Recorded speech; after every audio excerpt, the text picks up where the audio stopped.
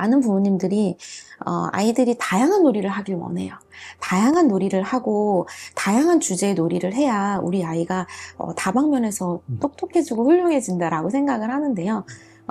아이가 좀 흥미를 보이는 것에서 깊이가 있어지게 만들어주시는 것이 가장 중요하거든요. 우리 아이가 모든 지식을 알 필요는 없어요. 네. 그것보다 우리 아이가 관심 있는 주제에서 더 깊이 있어지게, 관심 있는 주제에서 더 궁금해하고, 더 알고 싶어 하고, 더 생각할 수 있는 능력을 길러줄 수 있거든요. 그래서 그런 것도 한번 해보시면 좋을 것 같습니다. 거창한 놀이를 준비하고 거창한 놀이를 해주는 부모보다는 내 옆에서 내가 무엇을 하는지 관심 가져주고 내가 하는 것을 인정해주는 부모 역할을 하실 때 아이는 놀이 능력은 더 커지면서 또 엄마와의 관계는 더 좋아지면서 네, 그렇게 하실 수 있어요. 그러니까 어떻게 보면 사실 쉬운 방법이기는 한 거예요.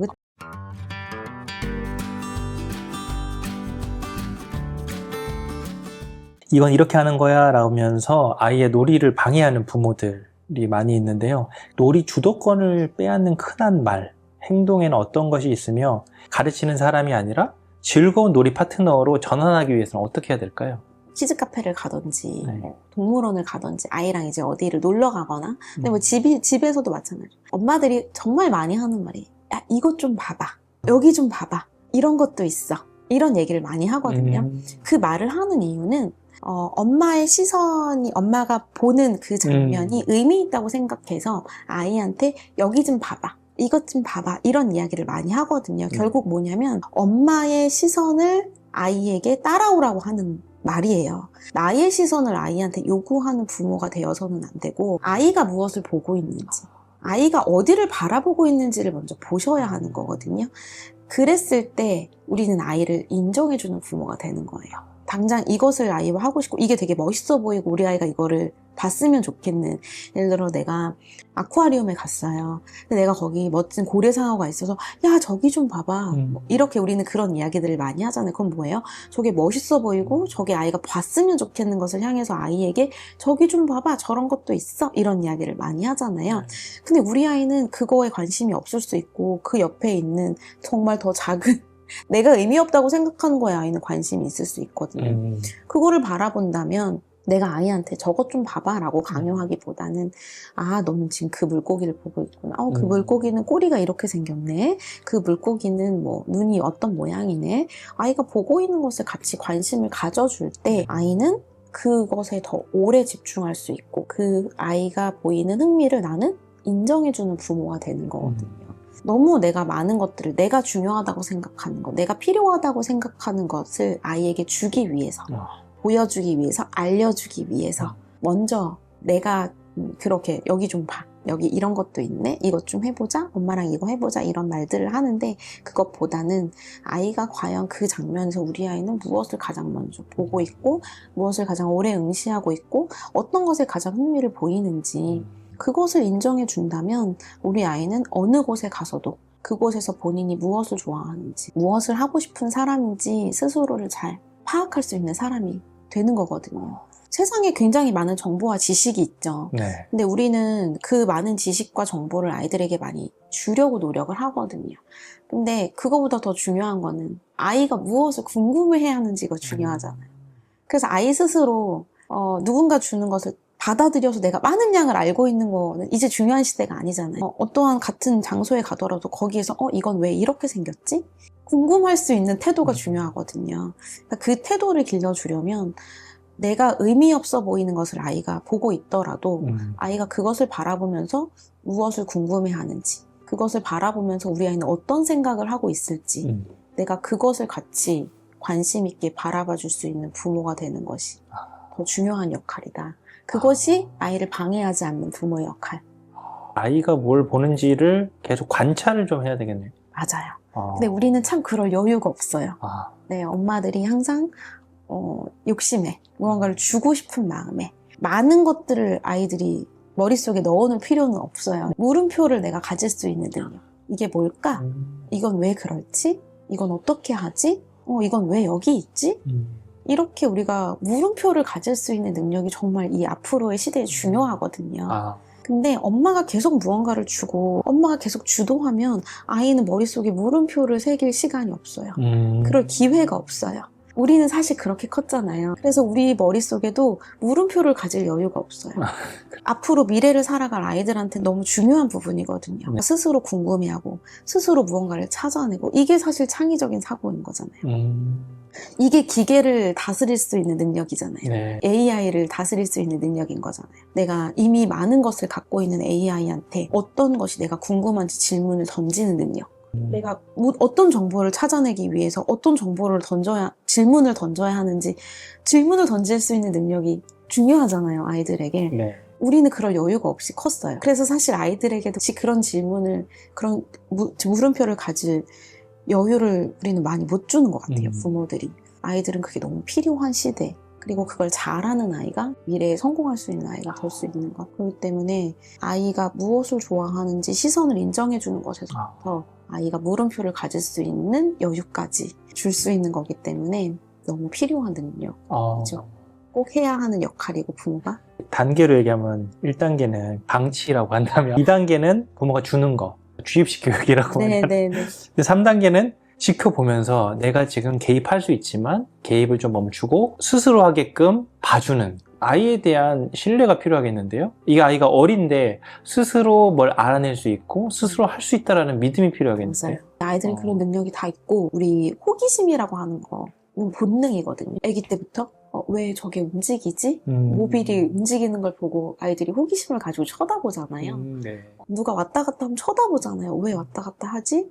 기어다니는 아이들도 바닥에 뭐가 있으면 이게 뭐지? 만져보고 새로운 물건이 보이면 이게 뭘까? 만져보고 그러다가 이제 여러 가지 놀잇감이 엄마가 이제 준비를 해주면 그런 놀잇감을 탐색을 하면서 이게 뭘까? 궁금해하는 거잖아요. 바로 거기에서부터 시작이거든요. 그게 바로 스스로 놀이하는 능력이거든요. 근데 그럴 때 그건 안 돼, 이건 안 돼, 너는 이거 해, 이거 이렇게 해, 이런 환경이 계속 그런 자극을 아이한테 주어주면 아이는 이제 이게 뭘까? 라고 궁금해하는 능력이 없어지는 거죠. 그걸 방해하지 말아야 되겠네요. 잘했네라는 결과보다는 과정, 칭찬이 좋다고 하셨는데요. 이게 자존감에 도움이 된다고 하셨어요. 이러한 칭찬 방식이 장기적으로 아이에게 태도에 어떤 차이를 만들어낼까요? 일단 우리가 잘했어, 너 최고야 이렇게 하는 칭찬들, 물론 안 하는 것보다 아이에게는 인정해주는 말이 될 수 있기 때문에 안 하는 것보단 좋지만 아이들은 잘하고 싶은 마음이 되게 크거든요. 그래서 칭찬받고 싶은 욕구도 굉장히 커요. 그래서 그런 아이들한테 너 잘했어, 최고야 라는 피드백을 많이 주면 결국 되게 이분법적 사고가 되는 거거든요. 나는 잘했어, 난 이번에는 못했어, 이번에 1등 했어, 난 이번에 실패했어, 나는 못하니까 나 안 할래, 이런 사고를 우리가 은연중에 아이들에게 심어주는 격이 되는 거거든요. 근데 내가 꼭 무언가를 성공해야 하고 내가 무언가를 꼭 잘 해내야 되고 내가 꼭 1등 해야 되고 그것보다 끝까지 해내지 못했더라도 내가 요만큼 노력한 거, 내가 오늘 이걸 다 색칠하지 못하더라도 내가 오늘 빨강색도 칠해보고 노란색도 칠해보고 내가 그렇게 노력해본 거. 나는 노력했잖아요. 나는 빨간색 좀 칠하고 노란색 칠해서 나는 이만큼 노력했는데 엄마가 나한테 다 해야 잘했다고 얘기를 한다면 굉장히 나는 좌절스럽잖아요. 아이들에게 주어줘야 되는 건 내가 조금이라도 노력했다면 그 과정을 인정해주는 부모. 너 빨간색도 칠하고 노란색도 칠했네?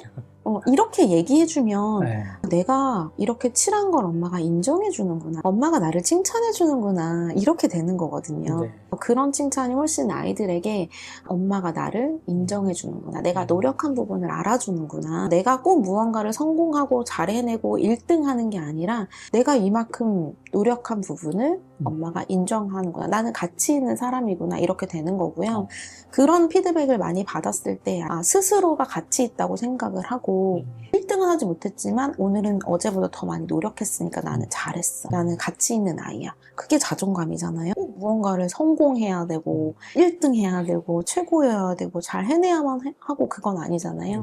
그런 피드백을 많이 받다 보면 어떤 아이는 너무 그 1등에만 굉장히 목을 매는 아이가 있는 반면 또 어떤 아이는 나는 조금만 어려워도 난 안 해. 그러니까 그 과정에 대한 인정이 없었던 거예요. 그러면 나는 안 해, 이렇게 되는 아이도 있고 그렇거든요. 우리도 어른들이 그렇잖아요. 스스로 만족하는 결과가 나오지 않았더라도 나는 그래도 이만큼 노력했어 하고 스스로를 인정해줄 수 있는 사람이 있고, 나는 이만큼이 결과가 안 나왔어 하고 그냥 정말 좌절해버리는 사람이 있고, 그런 것처럼 아이들도 그렇거든요. 그런 피드백을 어렸을 때 많이 받으면 내가 스스로 노력한 이 부분을 나는 인정받았구나, 나는 가치로운 사람이구나, 이렇게 되는 거죠. 한 끗 차이인데 너무 네. 큰 결과를 가지고 맞아요. 있어요. 안 해주는 것보다는 낫지만 기왕 해주는 거 이렇게 좋은 방식으로 하면 좋겠다는 생각이 듭니다. 이 애착과 신뢰감 형성에 대한 부분에서 이때 이제 부모가 어렸을 때 놀이를 통해서 만들어지는 신뢰감이 평생의 관계를 결정한다고 하셨는데요. 아이는 부모와 함께 놀면서 세상은 참 살만한 곳이구나, 이런 믿음을, 또 안정감을 느끼게 되는데, 이런 놀이가 애착 형성에 미치는 힘에 대해서 한번 말씀해 주세요. 그러니까 아이가 만약에 블럭을 꺼내서 블럭을 쌓고 있을 때 네. 엄마가 블럭을 2개 쌓고 3개 쌓고 4개 쌓았네 라고 얘기해주면 아이는 엄마가 내 행동을 지금 인정하는구나, 엄마가 내가 하는 이 행동을 칭찬해주는구나, 우리 이렇게 느낀다고 아까 말씀드렸잖아요. 네. 그것이 바로 엄마로부터 받는 인정이거든요. 내가 어떠한 행동을 했을 때 엄마가 내 행동을 인정해주고 나를 잘했다고 하네, 이것이 아이에게는 엄마로부터 내가 인정받는구나, 거기서부터 신뢰감이 생기는 거거든요. 내가 이런 행동을 할 때 엄마가 좋아하네, 내가 이런 행동을 하는 것을 엄마가 의미 있다고 생각하네, 나 잘했다고 하네, 이렇게 되는 거잖아요. 네. 근데 내가 그런 어떤 행동을 할 때마다 엄마가 하지마, 안 돼, 이렇게 제지를 하면 아이는 되게 좌절감을 느끼겠죠. 저 사람한테 내가 과연 저 사람을 믿을 만한 사람인가, 이렇게 생각이 드는 거잖아요. 그래서 놀이하는 시간을 통해서 거창한 놀이가 아니라 아이의 놀이 행동을 인정해주는 부모 역할을 하면 과정을 인정받는, 부모로부터 인정받는, 엄마는 되게 믿을 만한 사람이구나, 나를 인정해주는구나, 이렇게 되기 때문에 엄마에게 어떤 신뢰감도 생기는 거. 엄마가 나를 인정해주는 사람이고 내가 하는 행동 자체를 인정해주는 사람이기 때문에 나한테 다른 말들, 예를 들어 훈육 상황이 됐을 때 놀이를 통해서 이런 애착이나 신뢰가 잘 형성된 부모-자녀 관계에서는 엄마가 무언가를 제지했을 때, 예를 들어 엄마가 위험해, 거긴 올라가지 마 라고 얘기했을 때 그 말을 되게 의미 있게 들어요. 그 말 또한. 그렇기 때문에 훈육도 되게 잘 되는 거거든요. 근데 엄마랑 놀이하면서는 엄마가 나를 인정해주거나 나랑 놀아주거나 내 마음을 잘 알아주거나 이런 경험이 별로 없어요. 그러면 엄마가 하지 말라고 하는 거, 거기 올라가면 안 돼, 던지면 안 돼 하는 이런 훈육의 상황에서도 아이들은 귀담아 듣지 않아요, 엄마의 말을. 정말 좋은 관계, 부모-자녀 관계, 건강한 관계라면 이런 놀이를 통해서 엄마는 내 마음을 잘 알아주는 사람, 나를 인정해주는 사람이라는 신뢰 관계가 튼튼해야 하는 거고요. 내 행동이 올바르지 않았을 때, 내가 잘못된 행동을 했을 때는 나의 행동을 제지해줄 수 있는 그런 것들이 놀이를 즐겁게 하면 충분히 가능한 것. 너무 아이가 내 말을 안 듣는다, 너무 훈육이 잘 안 된다 라고 하면 저는 오히려 거꾸로 놀이하는 시간을 가지라고 말씀드리거든요. 놀이하는 시간을 가졌을 때 엄마가 아이를 더 신뢰하거든요. 엄마는 나를 인정해주고 엄마는 내 마음을 잘 알아.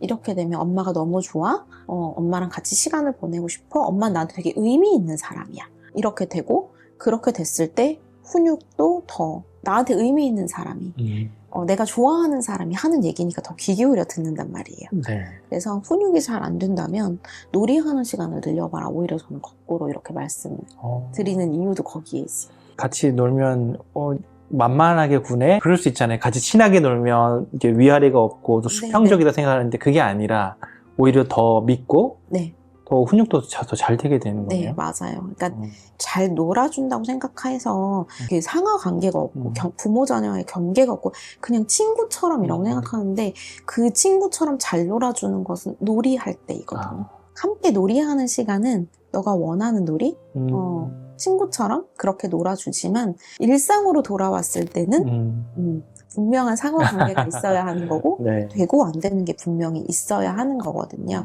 그래서 그 두 가지를 잘 구분하시고 그 두 가지를 잘 균형을 맞춰주셨을 때 건강한 부모-자녀 관계다라고 말할 수 있어요. 한 가지의 놀잇감으로 다양한 놀이를 했을 때 더 창의적으로 변할 수 있다라고 하셨어요. 예를 들어 블록을 놀아주는 방법이 12개월 아이랑 24개월 아이가 좀 달라지는데 예를 들면 어떻게 달라져야 이게 좀 더 확장이 될 수 있을까요? 예를 들어 12개월 아이라고 하면 블럭을 이렇게 쌓고 하나씩 쌓고 아니면 엄마가 이렇게 쌓아준 것을 무너뜨리고 이제 이러는 거. 그러니까 블럭을 쌓고 무너뜨리고 우리가 그걸 탐색놀이라고 하는데요. 네. 이렇게 블럭을 가지고 탐색하는 과정을 반복을 했다면 아이가 24개월쯤 되면 어떠한 놀이의 스토리가 생겨요. 그런 거 이제 상상놀이, 우리가 역할놀이 이렇게 이야기하는데 그런 상상놀이를 할 때는 그 블럭이 자동차를 좋아하는 아이는 자동차 길이 될 수도 있고 이렇게 그냥 쌓고 무너뜨리기를 했던 아이가 이제 거기에서 주차 타워라고 생각을 하면서 주차를 시키기도 하고